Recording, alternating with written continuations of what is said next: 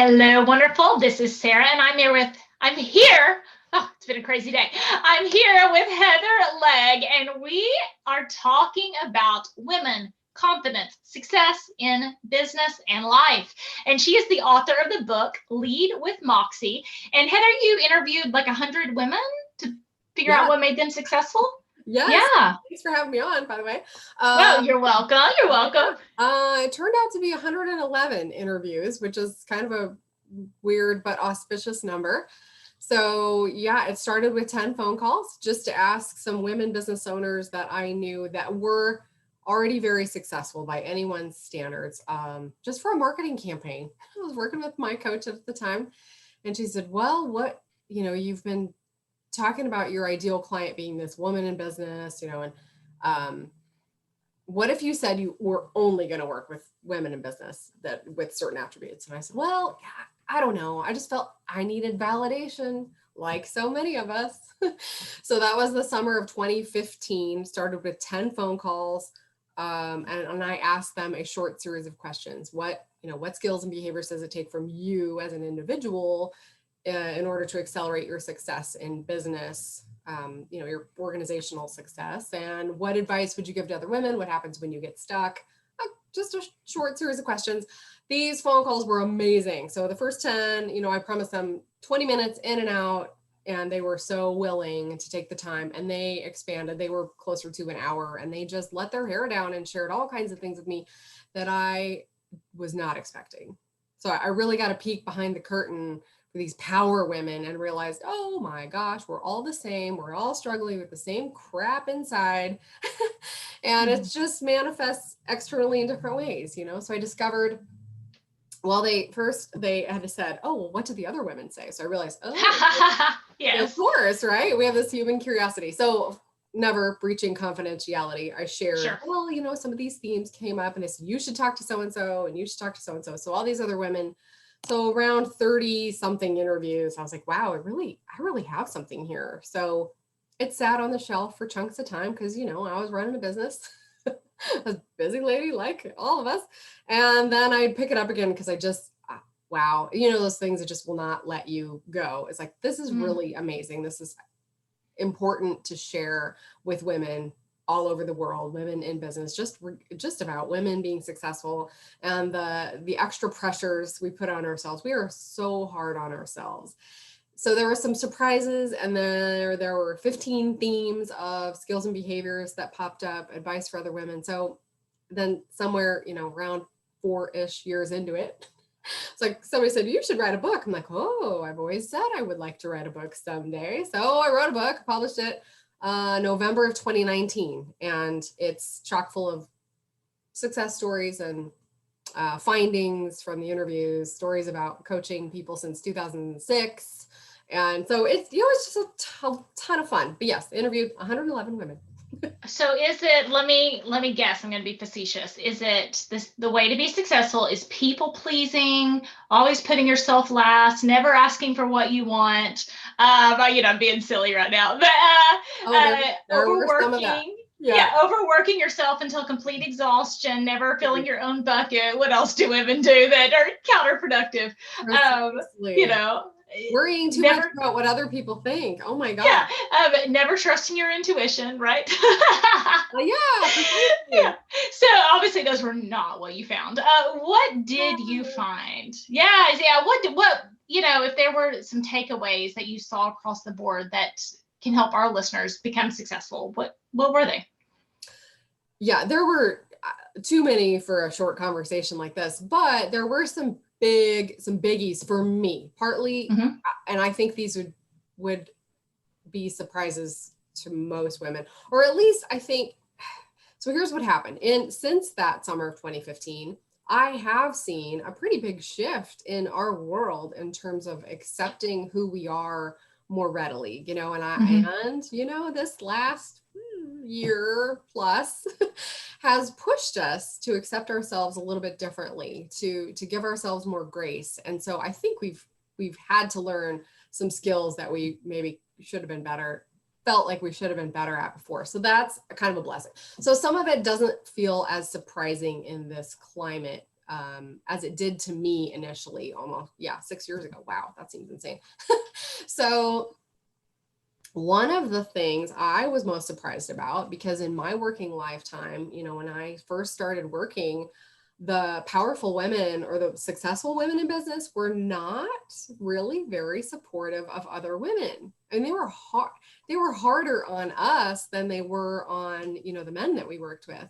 So I was really surprised by this incredible sisterhood of support. Every single woman that I asked to do the interviews said yes. Every single woman said women need to support other women better. I mean, I really expected, I don't know, maybe 50% of them to say, I paid my dues and you should, right. Which is what I heard a lot of when I was younger. So things really have shifted. So, wow. Yeah, that was a big discovery for me. Another one was that even when everything seems so perfect, and I don't think this would be as big of a surprise now as it was for me against, 4 to 6 years ago. Even when everything seems so perfect on the outside, we are all struggling with something. We only see the things we're not good at, or, we're not good at recognizing what we're amazing at, or how, I love my strong thighs instead of what the bleep is this cellulite all about, you know what I'm saying? So, or I'm really good at this. I'm not fantastic at this other skill, but I'm really good at these things. We're just not good at recognizing the good things that we're already doing. So we don't have a balanced approach, and we're so critical of ourselves. And that energy, we bring that to the table every conversation that we have. So when we're not feeling great about ourselves, people can misinterpret that to be, it can feel intimidating or harsh to the people that we're around, and they feel like we're criticizing them, when really, something I learned in business, people said, oh, I had put you on this pedestal, I thought you were perfect. I'm like, why do people have this idea? Well, I was trying to be perfect. I never thought for a second that I was, but I was putting that pressure on myself, and it was coming across in these relationships in my life. So I did see a theme of that. We are too hard on ourselves, but we are getting a little better at recognizing what we're good at. So through some of those earlier interviews, some of the women happened to know each other and in some cases knew that they were both being interviewed. So they said, oh, Sarah's amazing at this. She's so good at sales. I just watch her and I'm like, oh, why can't I be like her? And then the other person, Sarah, would say, Heather is so good at sales. I want to be more like her. She's my inspiration when I go out and do these things. And I thought, good grief, these people are saying this about each other. They're not seeing how great they are. I just thought it was a lot of fun to have that, behind the curtain. Well, one of the interesting things is the things that are easy for us that we don't have to work at, we don't give that much credit to. But It's like, those are the things that excel us and make us money and make us successful and make us who we are. I obviously love the art of the conversation, right? So I host a podcast, and conversations are always easy for me. I grew up in a very public setting where I was having to meet new people all the time. I was in situations with new people just all the time. And it's like starting a conversation or finding a way to connect with someone is very easy for me. For other people, it's like, oh, that's so great, you can do that. But I never think, oh, I'm really good at talking, because it's just talking. That's ridiculous to be good at talking, right? And so sometimes we don't give ourselves, I've evolved, I'm better at it now, but it's often the things that are easiest for us that we don't give the credit to. Yeah. And those are the things we're best at. That's exactly right. And so that's partly just human nature, like you said. We just don't see our own strengths well. But the challenge is we're not looking for them often enough, right? Yeah. We have this imbalanced view of ourselves, or we tend to have a very imbalanced view. Like, I'm failing in all these 1,400 areas and I'm good at 3. Like, no. Yeah. No, yes. You're probably like amazing at 70 and could be better at 20, Yeah. Yeah. Yeah. The other big thing, so the 15 themes of skills and behaviors became chapters in the book, and then they're organized into sections. So one of the big ahas for me was that I love this word moxie. So it's been one of my favorite words since I read it in a book. I was like 12 years old and I was like, ooh, I want to be like her. She was the description of this strong and kind of spunky woman in the book. She was, I don't know, solving mysteries probably, because that's my thing. So I discovered that it takes sort of this tripod of courage and clarity and focus in order to be successful. And so most of us are not quite where we want to be, either in all three or in, one of the, some combination of those. But just trying to organize the information that had come back into themes and sections really gave me a lot of insight into how we navigate the world. And so whether it's we think we're not great at conversation and how we show up is, it takes a lot of courage to show up in situations where you don't feel particularly courageous, but it's how we take care of ourselves and how we prepare for those situations. How, that self-talk, that is so critical. Self-talk, critical in twofold. One, we could be less harsh and less critical, but it is critically important that we have good self-talk. So it's, how do we build ourselves up? How do we build up our courage and feel good about how we're showing up in the world of business? And so, yeah, courage is one of those that almost everyone said they wish they had some variation of courage. And do you want me to share the other big aha? Well, yeah, but I would also like to know clarity and focus. I personally have courage, I think, pretty much in spades. Focus, most people would say not so much, right? My friends and family might say, I had a little less focus. But when I did Brendon Burchard's high performance coaching, they talked about clarity, clarity, clarity. And I had a coaching call today and I was like, clarity, clarity, clarity. What are your 3 main focus points? What are your timelines for each, which I need to personally do again for bounce back coaching. So talk a little bit about what you mean by clarity and focus. Sure. Clarity, it's like when you go through the process of putting your business plan together, or you're considering whether to follow a project or take on a new client or whatever, right? Like, well, what's the end goal? What's the point? What's the point? Why do it at all? So I think people often miss that step. So they're lacking clarity. They're not super clear on what they would like to see happen or what the payoff is for them. And it could be personal, it could be monetary. It doesn't even really matter what the payoff is, but it has to have meaning for them. So what's your vision? What's the purpose of it? So to me, that's just a super quick description. And then the focus is how do your actions support that purpose, and how are you staying on track? Breaking things down into micro tasks, if that's what it takes. I'm very careful about balancing my week, not my day. And even better, I balance every 2 weeks, because within a 2-week period, I record new podcasts, I'm on other people's podcasts, I learn something, I have great enrollment calls, I have great coaching calls, I have great group coaching, all the things, right? But if you just looked at one day, some days I'm really heavy on being a great mom. And some days I'm really heavy on being a great podcast host or writer or coach or business owner or admin for my business, right? So that has helped me personally on the focus and really thinking over the course of a week or 2 weeks, I want to really show up for the people in my life in certain ways. I want to really show up for my business in certain ways and my clients in certain ways. And I want to really show up to the world, which is through podcasting, that type. And it's those 3 points that it'd be really hard to do that in a day.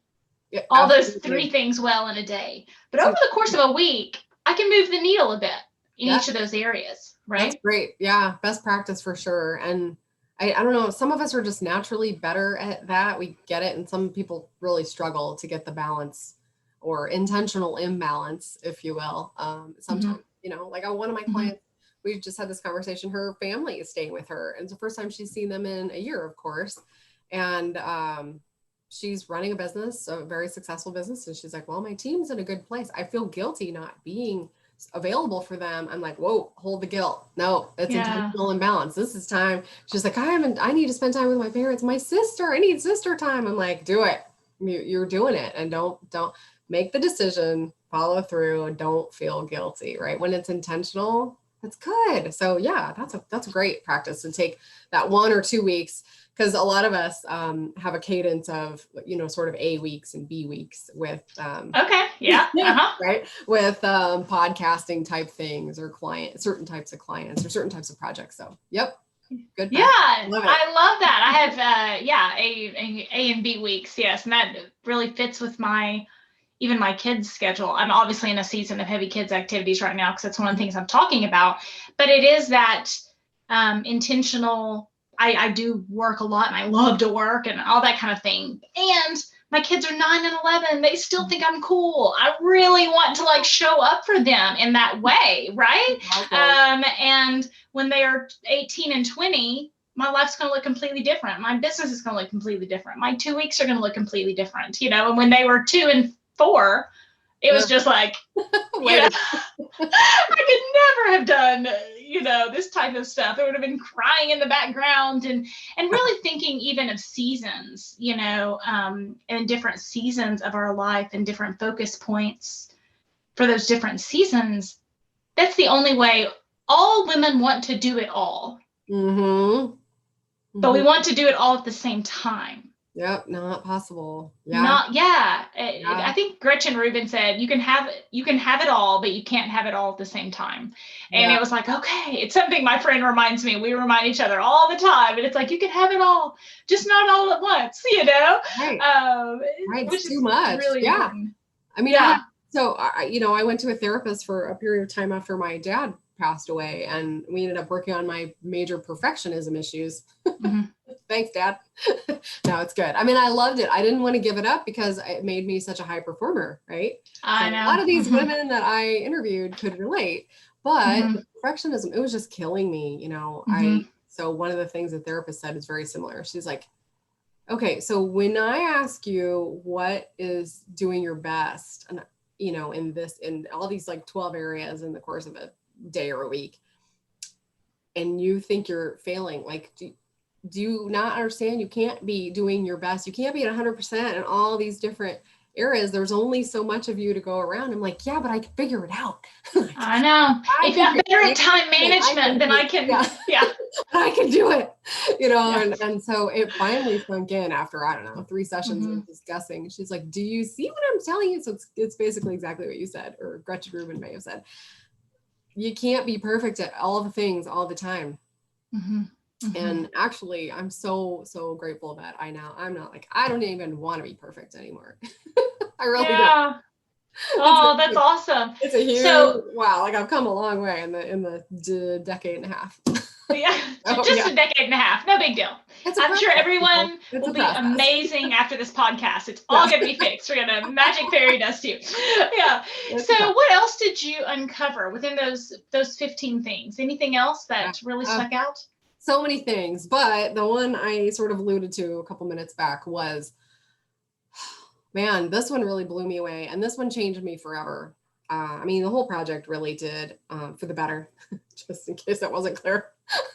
Clarity. But this one just blew me away, is the way people talked about, I don't even, each time I talk about it, it comes across a little bit differently because it just sounds so foreign on some level to some people. Love has a place in business, or nourishing your business is sort of like, nourishing your baby. So a lot of us women business owners, our business is another baby. It's like we're attached, we're kind of emotionally attached, and we do nourish it. But so this is where there's 90 something % overlap between how the skills and behaviors that women need to be successful in business and what men need to be successful in business.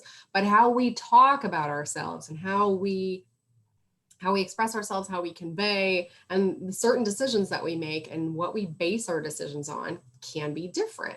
And this is an area I was like, whoa, I was really struck. So these women were talking about sort of nurturing their employees, caring for their employees, this notion of taking care of clients, and just partly semantics with the words. But after so many interviews, I started seeing this pattern of love. Not most of them were using the word love, but Yeah. essentially love has a place in business, and it is okay to show caring in business. And I think when I was younger, it was like, oh, you cannot show any weakness or love or any emotions or any girly crap, right? Or you're going to get run over like bulldozed. But no, things have changed. And it's it's like showing caring is really showing more strength Yeah. than whatever antiquated notions were out there. So I really appreciated how some of the women, in one case, I had to increase the categories for gross revenue. I had to add a category over 25 million. I was talking to one of these women, and she was talking about this topic more than any of them. And I was like, woo, this is amazing. So that was in the first, 20 interviews or so. And I was like, this is really interesting. She's talking about self-care and really caring for the clients, and sounded like she didn't get any work done in a day. And yet she's, pulling in 30 million. I was like, what am I missing here? This is really cool. And so this is from this place of, with love in your heart, going out there and doing business and being the kind of person that people want to do business with, and the kind of person that people want to be friends with and hang out with. And so I didn't explain that particularly well, but you get the idea. And it is just like, wow, it's okay to be loving and nurturing and show some strong femininity in business.